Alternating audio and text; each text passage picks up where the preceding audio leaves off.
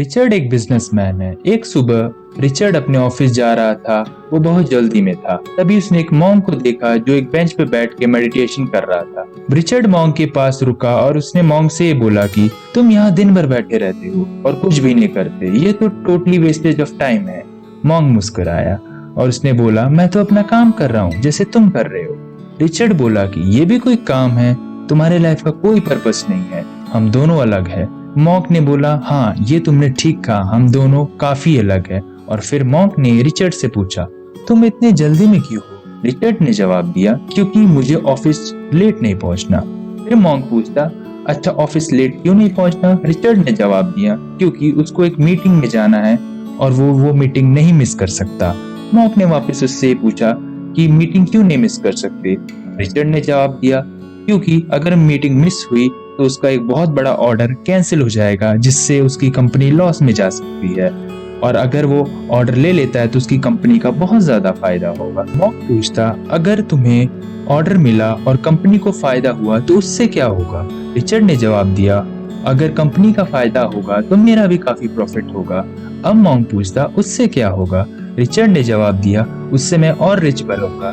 फिर मॉन्क ने पूछा, उससे क्या होगा? रिचर्ड ने जवाब दिया, उससे मैं एक बड़ा सा घर खरीदूंगा। फिर मॉन्क पूछता, उससे क्या होगा? रिचर्ड ने बोला, उससे मैं ज्यादा फैसिलिटीज के साथ रह सकता हूँ। फिर मॉन्क ने पूछा, उससे क्या होगा? अब रिचर्ड चिढ़ के बोलता कि उससे और क्या, इससे मैं चैन की जिंदगी जीऊंगा और आराम से रहूंगा बिना कोई स्ट्रेस के साथ। मॉन्क हंस के बोलता, तो अभी मैं क्या कर रहा हूँ? मैं भी तो आराम ही कर रहा हूँ और चैन की जिंदगी जी रहा हूँ, वो भी तुम्हारे हिसाब से।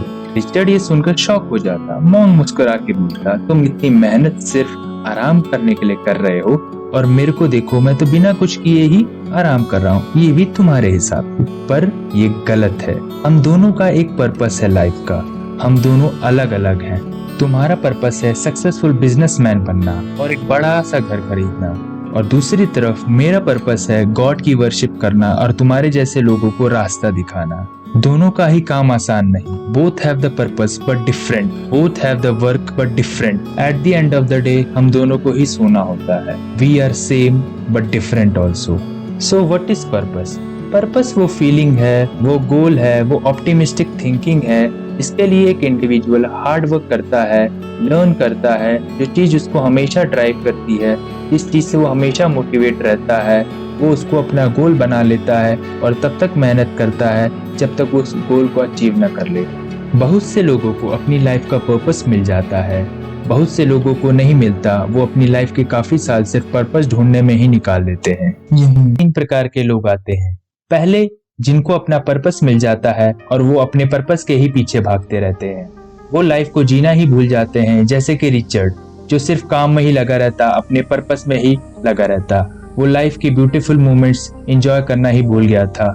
रिचर्ड जैसे लोग बहुत ज्यादा पैसे कमाते, बट एट द एंड जब वो बूढ़े हो जाते, जब उनका पर्पस पूरा हो जाता, तब वो लोग सोचते कि अब इन पैसों का क्या करना है। पूरी जिंदगी तो पर्पस के पीछे लगा दी, प्रीशियस टाइम तो चला गया जिसमें थोड़ा बहुत लाइफ एंजॉय भी करना होता है। दूसरे वो लोग आते हैं जो अपनी हैप्पी लाइफ को एंजॉय करते हैं और पर्पस के साथ बैलेंस रखते हैं। ऐसे लोग बहुत ही ज्यादा कम होते हैं। These type of people are irrespective to the fame, money and job. ऐसे प्रकार के लोग अमीर हो सकते हैं, मिडिल क्लास हो सकते हैं, गरीब हो सकते हैं। ये लोग किस प्रकार की जॉब करते हैं वो भी चीज से कोई रिलेटेड नहीं है। जो भी इंसान ये रियलाइज कर लेता है कि अपनी हैप्पी एंजॉयबल लाइफ को पर्पस के साथ बैलेंस करता है, वही है रियल मीनिंग ऑफ पर्पस। तीसरे आते हैं वो लोग जिनको अपनी लाइफ का पर्पस ही नहीं पता होता, अपना मैक्सिमम ऑफ द टाइम से पर्पस ढूंढने में ही निकाल देते, उसके पीछे हजारों रुपए खर्च करते, बट फिर भी पर्पस नहीं मिल पाता। मेजॉरिटी ऑफ द पीपल इसी कैटेगरी में आते हैं। So how can we find our purpose? दुनिया का one of the most asked question है ये। लोगों को अपना पर्पस ही नहीं पता। वो हजारों रुपए खर्च करते हैं, बहुत से सेमिनार्स में जाते हैं, बट फिर भी उनको ये क्वेश्चन का आंसर नहीं मिल पाता। But I will tell you and help you to find your purpose of your life. जय शेट्टी की book think like a monk में इसका बहुत ही ज्यादा सिंपल आंसर है। जय शेट्टी ये बोलते हैं कि पर्पस 3 चीजों से मिलके बनता है, पैशन, कंपैशन एंड एक्सपर्टीज। जब ये तीनों चीजें साथ में आती है तब बनता है हमारा purpose. So what is passion? Passion वो चीज है, वो वर्क है, वो हॉबी है, वो लाइफ का डोमेन है जिसमें एक इंडिविजुअल काम करता है और उसको वो काम बहुत ही पसंद है, भले ही वो उसमें अच्छा ना हो, भले उसमें वो बार बार फेल होता हो। He is happy in doing that work and love to perform that. For example, एक इंडिविजुअल को जेवलिन थ्रो खेलना बहुत पसंद है, भले ही वो सारे कंपटीशन में फर्स्ट नहीं आया हो, भले ही वो फेल हुआ हो। तो अगर आपका कोई पैशन नहीं है तो एक नया पैशन कैसे बनाएं? पैशन किसी भी एज में डेवलप कर सकते हैं। जस्ट थिंक, पैशन एक अडल्ट है और इंटरेस्ट एक टीनेजर है। जब भी हम किसी टास्क को बार बार करते हैं, परफॉर्म करते हैं, एक्सपेरिमेंट करते हैं और उसमें एक्सपीरियंस लेते हैं, वो टीनेजर एक अडल्ट बन जाता है, जिसका मतलब इंटरेस्ट पैशन बन जाता है। अब आप पूछेंगे कि इंटरेस्ट कैसे डेवलप करें?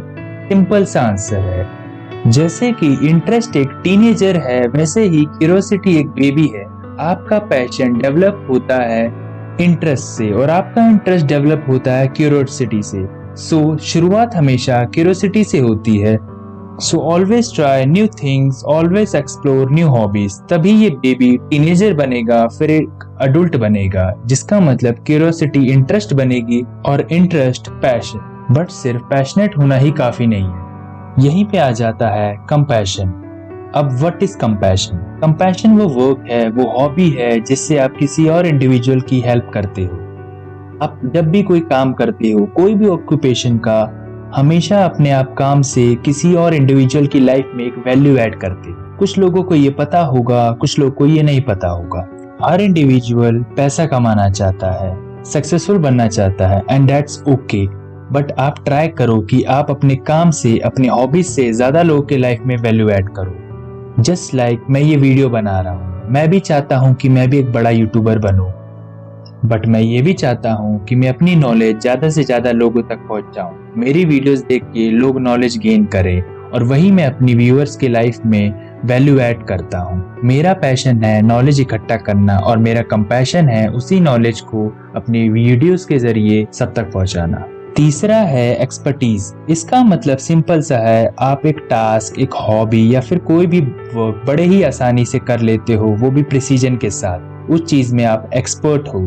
फॉर एग्जाम्पल, मेरा ही एक दोस्त जिसको 18 साल की उम्र में जाके पता चलता है is a very good runner, वो बाकी लोगों से बहुत ज्यादा तेज भागता है, बट उसने ये अपना न्यूली रिकॉग्नाइज्ड टैलेंट जिसमें वो एक्सपर्ट है वेस्ट नहीं किया। उसने एथलेटिक्स को अपना पैशन बना लिया। वो भी कैसे? बार बार प्रैक्टिस करके, बार बार फेल होके, बार बार एक्सपेरिमेंट करके। अब उसको एथलेटिक्स में मजा आने लग गया and now he loves athletics. उसने अपने एक्सपर्टीज को पैशन में कन्वर्ट किया और फिर कंपैशन में। अब एथलेटिक्स में कैसे कंपैशन ला सकते हैं? He start motivating and training the newbies. इससे वो उनकी लाइफ में एक वैल्यू ऐड कर रहा है और अब एथलेटिक्स उसका एक मेन पर्पस बन चुका था, जिसमें वो इंडिया के लिए मेडल जीतना चाहता था। सो आप में भी कहीं ना कहीं इन तीनों में से कोई ना कोई एलिमेंट होगा, पैशन, कंपैशन या फिर एक्सपर्टीज। अगर पैशन है तो उसको कंपैशन में यूज करो और उसमें एक्सपर्ट हो जाओ।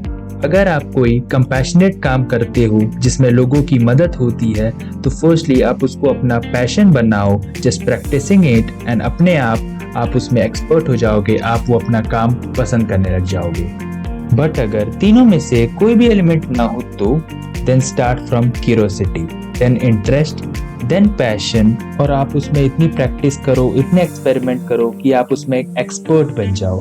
एंड एट द एंड आप कोई तरीका ढूंढो जिससे आप अपने वर्क से लोगों की लाइफ में एक वैल्यू ऐड कर सको, लोगों की किसी ना किसी तरह से मदद कर सको। बट रिमेम्बर, अपने पर्पस को अपनी लाइफ के साथ ऐसे बैलेंस रखना है ताकि आप अपने पर्पस को हैप्पीली एंड सक्सेसफुली पा सको।